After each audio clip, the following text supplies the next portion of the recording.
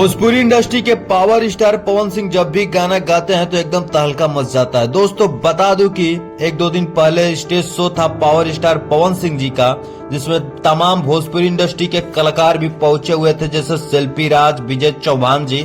और power star Pawan Singh स्त्री 2 का जो सॉन्ग गाए थे उस फिल्म में इन्होंने स्टेज पे गुनगुनाया तो एकदम तहलका मच गया। और क्योंकि दोस्तों बता दूं कि पावर स्टार पवन सिंह जी की जो आवाज है, जो बॉलीवुड में भी तहलका मचा चुके हैं अपनी आवाज के जरिए, और भोजपुरी इंडस्ट्री के कलाकार तो इनको मानते ही हैं कि भोजपुरी में इनके जैसा कोई गाने वाला नहीं है। और बॉलीवुड के तमाम एक्टर भी इनको मानते हैं कि पावर स्टार एकदम पावर स्टार हैं पवन सिंह जी। क्योंकि एक इंटरव्यू में राजकुमार राव जी ने खुद बताया और श्रद्धा कपूर खुद बताई कि पावर स्टार पवन सिंह जी का बहुत बड़ा क्रेज है।